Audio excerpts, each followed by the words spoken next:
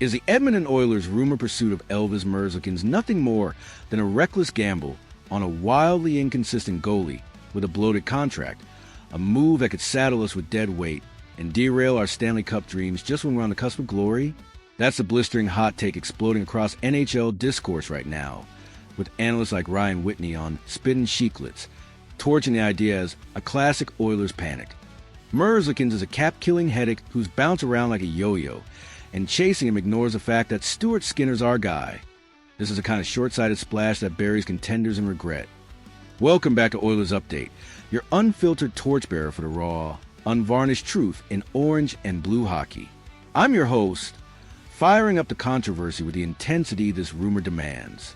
Today, October 31st, 2025, we're dismantling the buzz linking us to Columbus Blue Jackets netminder Elvis Merzlikins, exposing why the so-called elite upgrade reeks of desperation and delusion, and arguing that it's a trap we must avoid at all costs to protect our cap space, nurture our homegrown talent, and stay laser-focused on sustainable success. This isn't about dismissing a player's potential. It's about brutal honesty.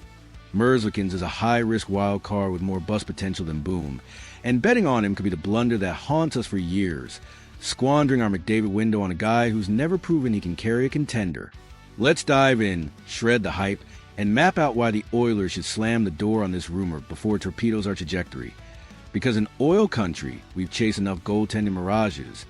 It's time to build on what works, not chase shiny objects that could sink us.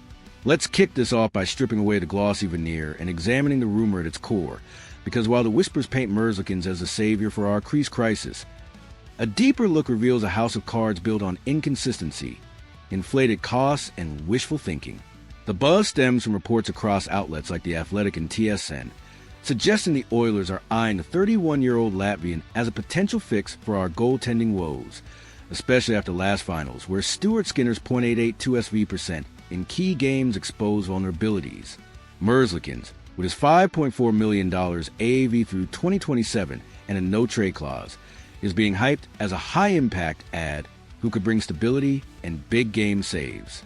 Analysts like Pierre LeBrun have floated the idea that Merzlikins could be the piece that pushes Edmonton over the top, citing his flashes of brilliance, like a .923 SV% in his 2019-20 rookie season with Columbus, and his aggressive style that thrives under pressure.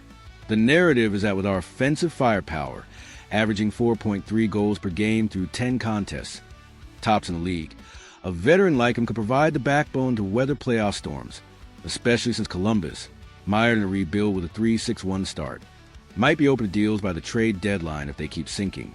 But here's where the hot take ignites. This is a delusion wrapped in desperation, ignoring Merzlikins' glaring red flags. His career has been a roller coaster, a stellar debut followed by seasons of mediocrity. With a .908 SV% and 3.22 GA over the last 3 years amid Columbus defensive chaos, they ranked 29th in shot allowed at 32.1 per game this season. Sure, he's had shutouts and highlight reel saves, but his inconsistency, alternating between elite stretches and total meltdowns, like allowing 5+ goals in 12% of starts last year, makes him a liability, not a lock. Whitney's take resonates because it's spot on. Merzlikins is talented but unreliable. His $5.4 million cap hit is an anchor, and for a team like Edmonton with cap constraints, it's a recipe for disaster. Stick with Skinner, who's younger, cheaper, and improving. We've seen this script before.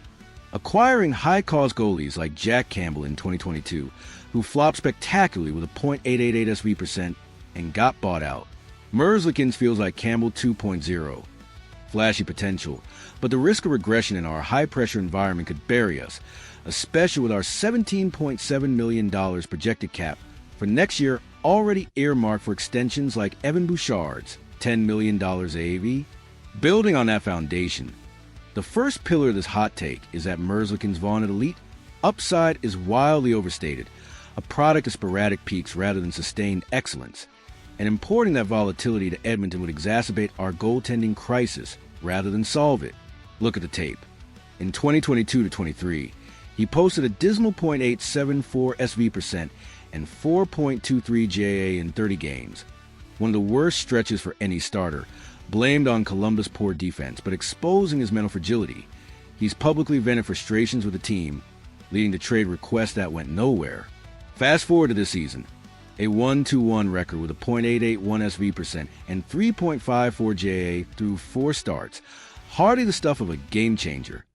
Advanced stats from Evolving Hockey paint a grim picture. His minus 5.2 goals saved above expected last year ranks him near the bottom among starters, and his high danger save percentage, .812, is mediocre at best. Contrast that with Skinner's growth. Our 26-year-old homegrown talent has a .910 SV% this season and .906 in last year's playoffs, with clutch performances like his Game 6 shutout against Florida. The controversy rages on forums like HF boards, where users echo Whitney's sentiment. Merzlikins is a head case with a bloated contract. Oilers need consistency, not drama. Developing Skinner and adding a cheap backup like Ingram is smarter than this cap nightmare. It's a valid scorch. Our tandem has us at 8-2 with a 2.3 JA, 5th in the league, proving we're not in crisis mode. We're evolving. Chasing Merzlikins ignores that, risking a regression bomb like Mike Smith's late career dips, where age and inconsistency torpedoed runs. In a Western Conference loaded with elite tenders like Jake Oettinger in Dallas or Thatcher Demko in Vancouver, Merzlikins' peaks might win regular season games, but his valleys could doom us in a 7-game series, where we've lost 10 of 14 finals games, allowing 3+ goals. This rumor feels like panic after one bad stretch, not strategic foresight, and the hot opinion gaining traction is that it's a trap set by Columbus to offload a declining asset before his value craters further. Shifting to the second argument, the financial handcuffs of Merzlikins' contract make this a non-starter for a cap-strapped Oilers team, turning what should be a strength-building move into a self-sabotaging albatross that limits our flexibility for real upgrades.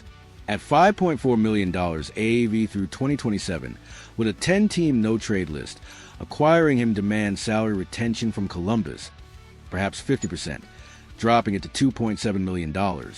But even then, it eats into our $17.7 million projection for next year, complicating extensions for key pieces like Bouchard or Nurse. The Blue Jackets, with $15 million in space but committed to youth like Jet Greaves, .938 SV% this year, might demand a premium, think a first-round pick and prospect like Bo Akey to eat salary and move him. Insiders like Darren Dreger on TSN fuel the fire, warning, this is a cap dump disguised as an upgrade. Oilers can't afford the long-term hit, especially with Merzlikins' injury history.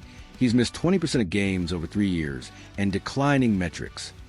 The debated take on the Hockey Guy YouTube channel is scorching. Merzlikins' deal is poison. Edmonton should learn from the Campbell buyout fiasco.